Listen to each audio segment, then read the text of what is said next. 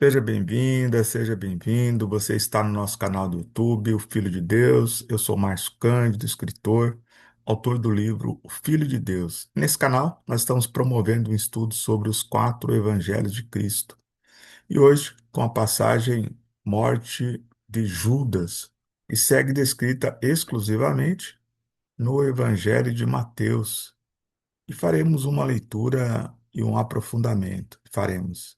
Em nome do Pai, do Filho, do Espírito Santo. Amém. Deus seja conosco.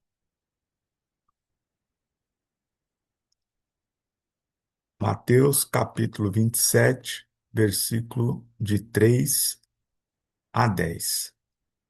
Então, Judas, que o entregara, vendo que Jesus fora condenado, sentiu remorsos e veio devolver ao chefe dos sacerdotes e aos anciãos as 30 moedas de prata, dizendo: Pequei entregando sangue inocente. Mas eles responderam: Que temos nós com isso? O problema é seu. Ele, atirando as moedas no templo, retirou-se e foi enforcar-se. O chefe dos sacerdotes, tomando as moedas, disseram: Não é lícito depositá-las no tesouro do templo, porque se trata de preço de sangue. Assim, depois de deliberarem em conselho, compraram com elas o campo do oleiro para o sepultamento dos estrangeiros. Eis porque até hoje aquele campo se chama Campo de Sangue.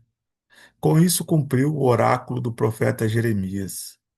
E tomaram as 30 moedas de prata, a preço do precioso, daquele que os filhos de Israel avaliaram, e deram-nas para pelo campo do oleiro, conforme o Senhor me ordenara.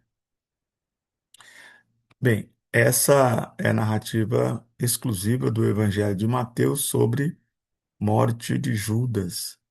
Agora vamos fazer uma reflexão sobre essa passagem, sobre qual ensinamento que ela nos traz. Mas antes disso, quero te convidar, se você ainda não está inscrita ou inscrito no nosso canal, faça já sua inscrição para não perder nenhuma de nossas atualizações. Deixe aqui o seu comentário sobre qual a sua opinião a respeito dessa passagem, sobre o nosso estudo. Compartilhe para que mais um irmão também possa fazer parte desse estudo. E deixa aqui a sua curtida, que é muito importante para fortalecer o alcance do nosso canal. Amém?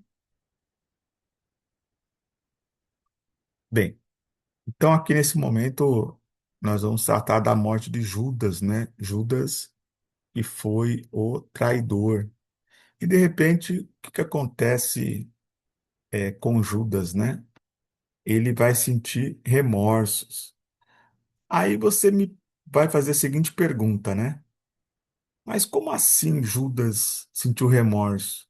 Ele não sabia que estava entregando Jesus à morte? Aqui existem várias avaliações sobre a decisão de Judas, né? Ok, ele foi ambicioso, ok, ele ficou vulnerável para que Satanás entrasse nele e fizesse com que ele praticasse esse ato. Tudo isso está colocado em questão. Mas existem algumas avaliações de que Judas, e aí é importante saber quem é Judas, né? Judas, ele era militante, né? Ele pertencia ali ao segmento dos zelotes, né? Então não era um qualquer, era alguém que lutava pela libertação de Israel da mão dos romanos. Então ele tinha um propósito político. E Judas, ele acreditava em Jesus. Tanto acreditava que ele poderia, conforme algumas afirmações, algumas avaliações, eh, ele entendeu que Jesus iria se manifestar, porque Judas testemunhou várias questões, vários milagres, né, feitos aí impossíveis, né? Então ele falou assim, não, um homem com tanto poder quando entregar, ele vai derrotar sozinho o exército romano, porque havia aquela expectativa, né, do Messias guerreiro, né, do libertador de Israel. Então Judas entendeu também, salvo ali as suas ambições, enfim, mas que também Jesus não iria morrer. Como morrer se ele era filho de Deus? Né? No entendimento de Judas, isso não poderia acontecer.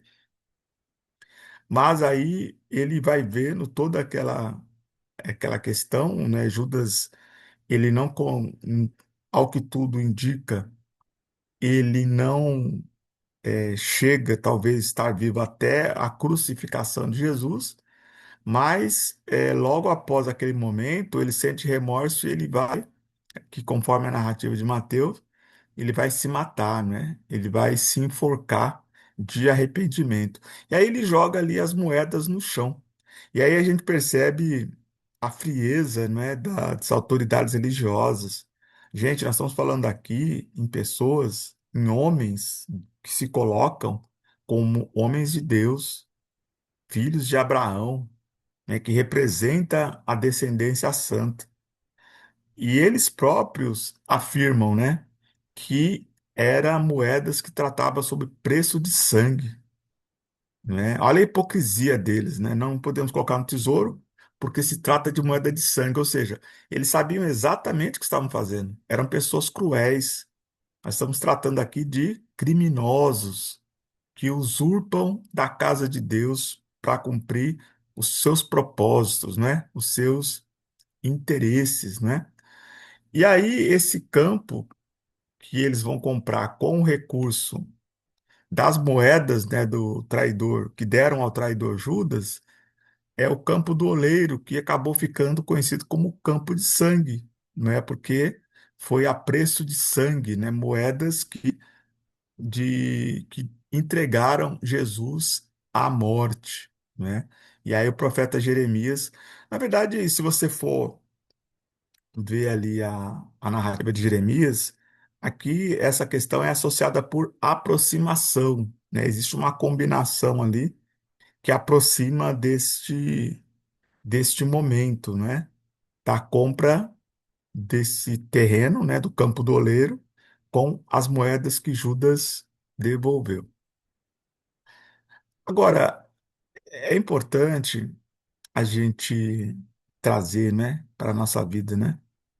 Como a gente toma, às vezes, decisões que nós não sabemos as consequências, né? Judas, movido pela ambição, né, pelo espírito fraco dele, ele acabou entregando Jesus por um dinheiro que ele nem aproveitou. Judas nem aproveitou as 30 moedas de prata e entregou o Filho de Deus, né, para ser morto pelos judeus e depois pelas autoridades romanas, né? É muito importante saber que Jesus ele foi denunciado pelos judeus, não foi Roma, foram os judeus, sobretudo as autoridades religiosas e políticas que entregaram Jesus. Os judeus fizeram, não tem a sua culpa, mas eles executaram Jesus. Mas toda a trama foi feita pelos judeus, né? Ditos descendentes aí de Abraão, de Moisés, né? Então, ali na cátedra de Moisés. Bem, enfim, é muito importante, então, a gente tomar decisões que não sejam movidas pela ambição, né? Ou por achar que nada demais vai acontecer. Nesse caso, foi a condenação de um inocente, né?